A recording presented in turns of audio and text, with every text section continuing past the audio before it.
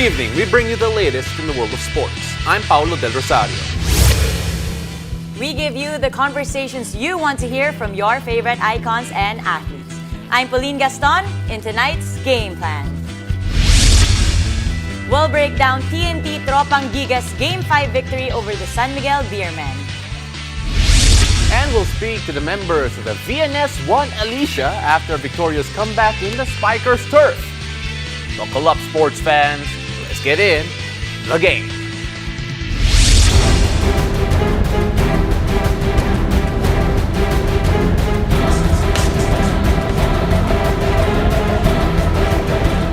The TNT Tropang Giga are one win away from taking another championship in the PBA Philippine Cup. Now, to talk more about that crucial victory and, of course, moving forward, we have the Honorable, the great Sir Mark Molina joining us here today. He smiled as soon as I said honorable. You're right, you're not an ambassador. Sorry, Sir Mark. Looking at this matchup that we have here, syempre, we're gonna focus on what happened to the TNT Tropang Giga. And it felt like they came out of, especially that halftime break, with something to prove. Kasi that last minute or so of the third quarter was something special for TNT. What went right for them? And it's extremely special because they didn't have Jason Castro at Yeah. that point. So when you lose a star player of Jason's caliber, it's either you crumble or you play better. In the case of TNT, they have a lot of championship experience. They put it all together. Suddenly, the veterans wanted to probably win it for Jason, Kelly Williams, Eram, of course, Arar Pugoy. And they just came together. Yeah. And then they played flawlessly until that third quarter and the fourth quarter. Right. Speaking of other veteran players, you mentioned Kelly Williams and his astonishing performance. What can you say about this 40-year-old player coming back from retirement? He's unbelievable. I mean, he wasn't there. Not playing basketball anymore. He came back, won a title for TNT. Now he's doing it again. And what's more expensive, he's doing it against Junmar Fajardo. Yeah. It's very important for the big men of the opposing team to score when you're playing against Junmar. And Kelly and Poy Aram, they're doing it. And that's why TNT is ahead in this series because Junmar is having a hard time defending. Am I going to defend the penetration or am I going to defend the three-point shot of Kelly? Yeah. If Kelly would hit 4 threes again in game 6, then problema to the San Miguel. Fun fact to everyone out there who's wondering what Kelly Williams is doing in retirement. Sabi niya, he was eating chips when Coach Chot called and asked him to come back. He was sitting in front of the TV eating chips. And now he is out there hitting daggers in the PBA finals. When you look at Kelly Williams, he has been the guy who has almost found a way to have a single coverage against a Junmar Fajardo with all his early work. Just how important will he be going to Game 6, knowing especially that they're probably going to have to turn to Junmar Fajardo more? Extremely important on both ends. Defensively, you're right. He's the only one. He's the best guy, maybe in the whole league. Yeah. Maybe except for a Slaughter when he was still there Stan Hardinger, Stan Hardinger to defend Fajardo one-on-one. And then more importantly in the offensive end, if you notice the last 2 minutes of that Game 5, Junmar double-teamed Arar Pugoy. Yes, he did. That led to a Poy Aram dunk off an assist by Kelly Williams. Yeah. And then the next play... That play right there we're showing. That play. And then the next play, Kib Montalvo, I don't know. I think it was wrong defense on the part of San Miguel, but Kib Montalvo penetrated, help defense coming from Fajardo, kick out to Kelly, and Kelly hit a big three. Important also for him to make Fajardo pay when he makes those defensive mistakes. That's how important Kelly will be. You know, credit also, by the way, to our producer, Rain Tixon, who timed that perfectly, by the way, as Coach Mark was telling us the story there. But Pauline, you want to talk about San Miguel? Yes, Sir Mark, let's shift to the loss of San Miguel. What can you say went wrong for them? Number one, it's hard to win if CJ Perez will struggle offensively. Yeah. He had like 10 points, and then the last 2 games, he scored double figures, but that's not the CJ Perez that is needed by San Miguel to win. He needs to be a consistent second option on the offensive end. Sometimes he can be the first option as well, but CJ has struggled so far the last couple of games, and that's why they lost. I don't see San Miguel extending this to Game 7 if CJ Perez will have an average game. Yeah. Of course, another key part of it is yung not just CJ Perez, but then the pieces around Junmar. So you have to look at Jericho Cruz, you have to look Yes. at the Marshall Lassiter. When you look at their performances here right now, since it's, you mentioned, inconsistent, is it due to what TNT is doing, or is it due to them just not being able to hit the shots that they normally do? They have not been consistent. In fact, they're alternating. Yeah. Lassiter will play. When Lassiter plays well, Cruz doesn't play well. When Yeah. Cruz plays well, si Lassiter naman yung hindi. Every time, both of them score in double figures. They did it in Game 2, they did it in Game 3, and that meant San Miguel won that game. So for Game 6, what do you think Coach Leo should make, these adjustments? What adjustments should he make? San Miguel is the best offensive team in this league. Game 4 and Game 5, they didn't go over 100. The 2 games that they won, they went over 100. That's the key for San Miguel. If Talk and Text can limit them on the offensive end, game over. Yeah. They have to score over 100. They have to have help for Junmar, CJ, Lassiter, Cruz. Of course, actually the bigs are consistent. Tautua and Vic Manuel, they need to put points on the board because if it becomes a low-scoring game again, it's going to be TNT's advantage. If Jason Castro does not play in the next game, just how much of a headache would that be for Coach Chota? Again, considering that Jason, not necessarily the starter that he needed to be before he is off the bench, but then he has had such clutch performances here in the series so It's far. going to be different because this time, San Miguel will be prepared for them without Jason Castro. Yeah. It's different when you lose him in the middle of a game. Sometimes the other team cannot make the adjustment yet. And then, of course, yung ginanahan yung other teammates niya. But this time, if Jason doesn't play Game 6, big problem for Coach Chota Reyes. I will be surprised if they beat San Miguel in Game 6 without Jason. That's really interesting here. And of course, we're not done here yet because Coach Mark is staying. We'll have more PBA action because when we return, we'll find out about Sir Mark Molina's picks for Finals MVP of the PBA Philippine Cup. Stay tuned. You're watching The Game.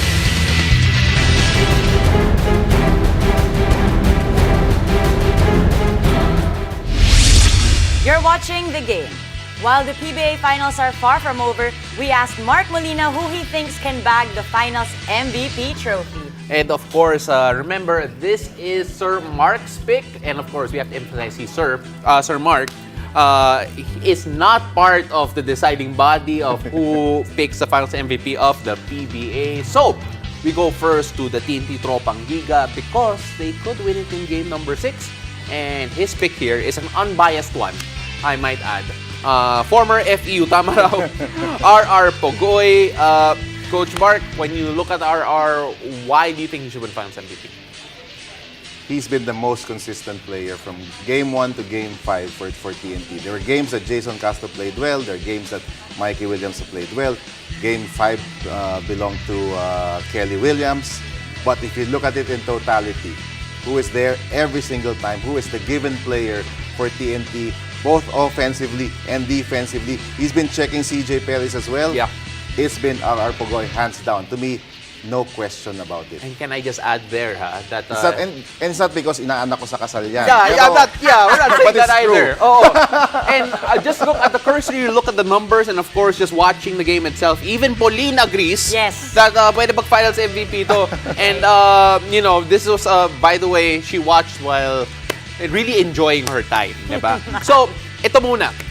When you have Roger Pogoy performing the way that he is right now, can you make an argument for someone else in TNT? Because people might say Jason Castro has won them a few games despite not having his numbers, talking about RR Pogoy. Or Mikey Williams exploded in the last game, and arguably what is the pivotal game of the series. Is there any argument for anyone else? I don't think it's Mikey because Mikey's not having the same series he had in the last finals last year. It can be if Jason Castro plays in Game 6, which is a big if, and he plays the same way and hits another clutch shot the way he did in Game 1, then I would say maybe Jason Castro. Yeah. But as of now, it's RR Pogoy. All right, Pauline, can you preface us here? Let's ask Sir Mark again, Sir Mark, who he has for San Miguel. Oh, how about for San Miguel? Let's say they win. Who would be the finals MVP for you? This is an easy choice. It's It Junmar has to be Fajardo. Junmar, It has to be nobody else. It's Are you Junmar. sure? If I say someone else, baka mag-away. Yeah, baka mag-away tayo on But air. It's really Junmar, and hands down, I think 99% of people who would ask, who's watching the finals, would say it's Junmar Fajardo. Numbers-wise, impact-wise, everything. He's been the most consistent force for San Miguel. Although, I must say, Junmar's producing the numbers, but they're still down. Yeah. They're not going to win if nobody else from the other players, specifically a CJ Perez, if they don't step up in Game 6 and produces CJ Perez-like numbers, they're not going to win. Again, his numbers here for the finals, 20.8 points per game, 17.2 rebounds per game, as to go with 1.8 assists per game. Coach Mark, is it an issue for you na, you mentioned it, he's not getting help from a CJ Perez or around, well, at least consistently throughout the series. Is it an issue for San Miguel that we only have one real candidate at the moment, or at least you have one real candidate at the moment for San Miguel, if they win the finals, to be the finals MVP? It is a very big issue because this San Miguel team is built differently from the one that won the 5 state championships, the one that won 5 state championships. They gave it the ball to Junmar, let him do the work, and then they surrounded by shooters. This team is not surrounded by shooters. It's Junmar, and they need another guy to be a playmaker. And that has to be CJ Perez. But if CJ Perez is not making his shots, he cannot orchestrate, he sometimes becomes passive. It's very hard for San Miguel to win because it's hard also to rely on Junmar Fajardo at this stage of his career for 35, 36 minutes. Very difficult right now. What does this say about his legacy if he does win it? Let's say San Miguel do find a way to come back and they do win. Everyone's saying, okay, he's already one of the greatest players to ever play in the PBA. But then what does it say a lot more? Because this feels like the first championship, if he does win it, without the old Death 5. If he wins it, it adds to his legacy. But if he loses, it doesn't tarnish his legacy at all. I mean, he's the GOAT. He's Junmar Fajardo. I mean, they're in the finals because of him. If they lose out to TNT, I always thought, a lot of people said that San Miguel was favored in this series, but I never thought that way. I thought it was really straight 50-50 chance for both teams. So in Game 6, 50-50 ba? O...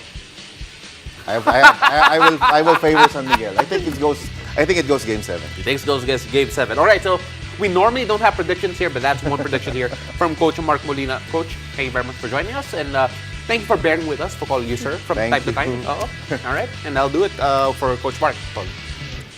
After the break, we'll hear from the VNS-One Alicia members as they make their much-awaited return to the Spikers turf. Stay tuned. You're watching The Game.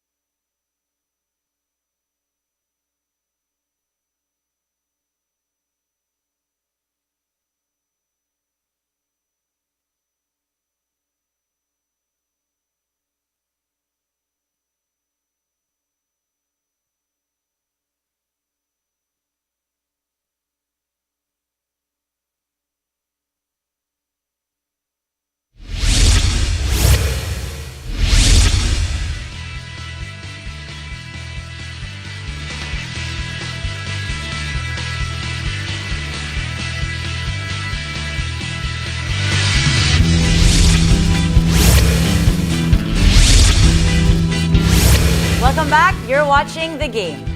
After getting a fresh look, VNS-One Alicia got their first victory in their Spikers turf return. VNS took down Ateneo Fudgy Bar after a 5-set thriller on opening day. To share more about this, we have the VNS members Ish Polvorosa, Ben San Andres, Alfred Pagulong, and Coach John Patrick de Guzman. Good evening and welcome to the show, guys. Good evening. So, how does it feel to be back playing Sorry, ang babait nila. Alright, sorry. Please go ahead, please. Well, guys, I'm sure you're happy to be playing again. What's the feeling? Sige, Coach, kayo muna.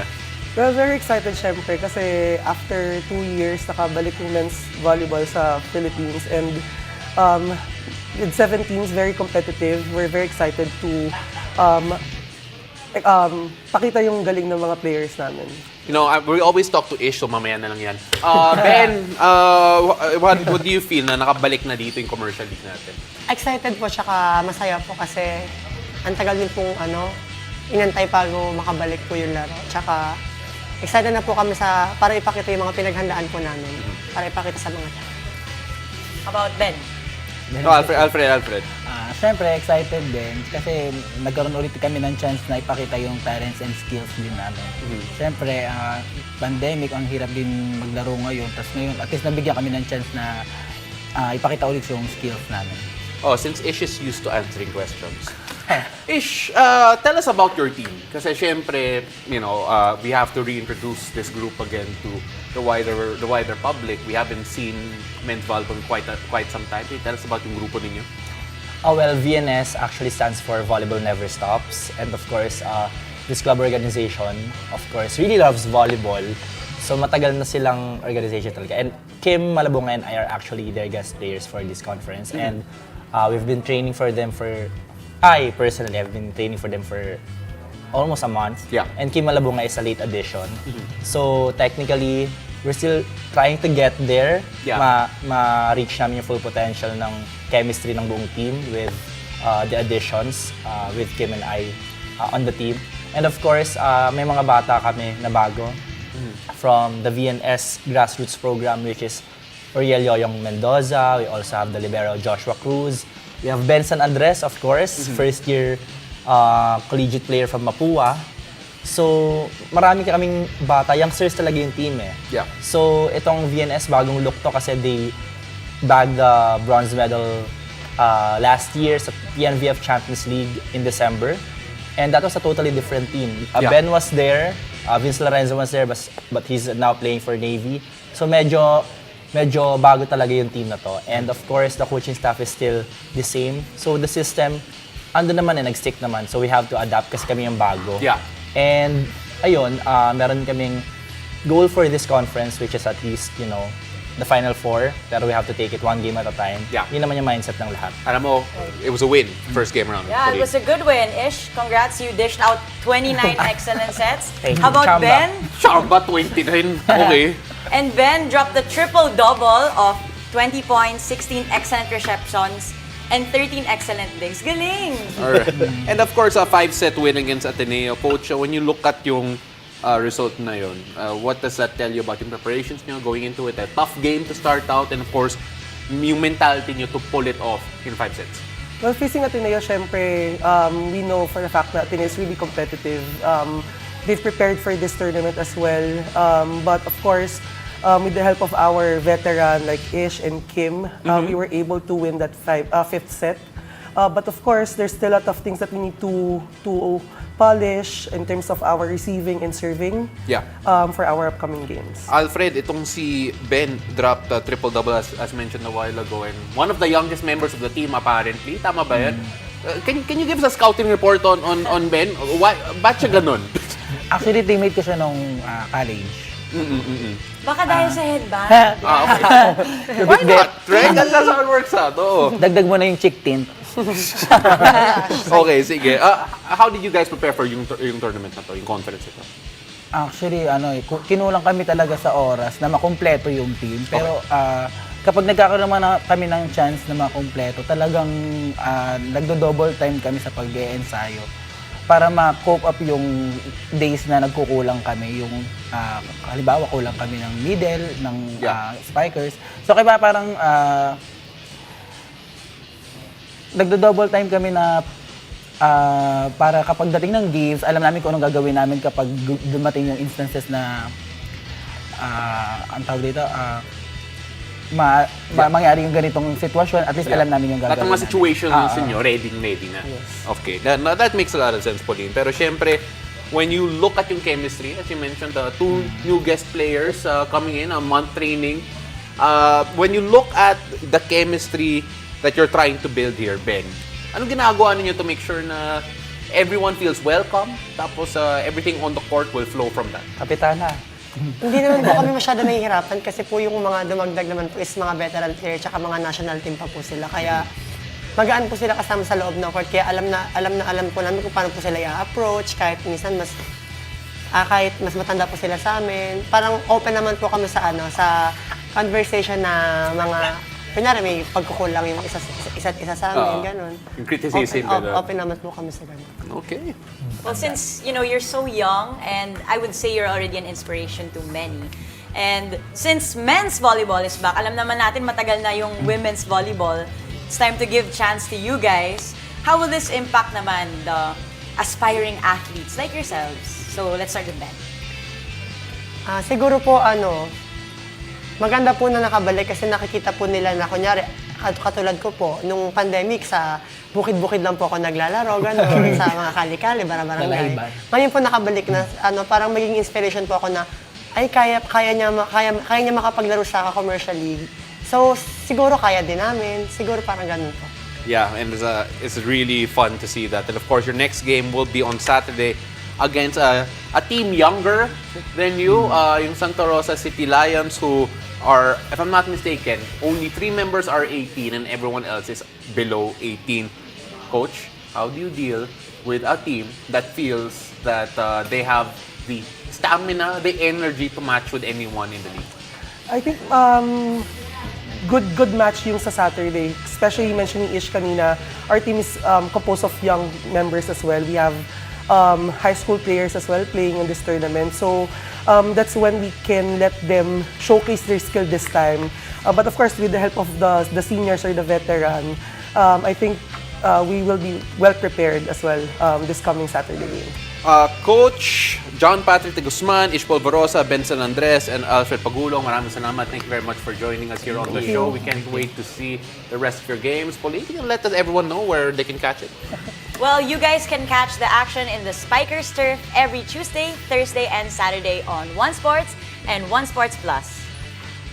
All right, guys. Again, thank you very much for joining us. Really appreciate having you on, and we'll see you all there on Spikers Turf. I call some of the games, so you should come out to watch. You should come out to watch them. Yes. All right. Thank you for joining us. I'm Pauline Gaston. Catch us weeknights here on One News, One Sports, and One Sports Plus. I'm Paulo Del Rosario, and this has been The Game.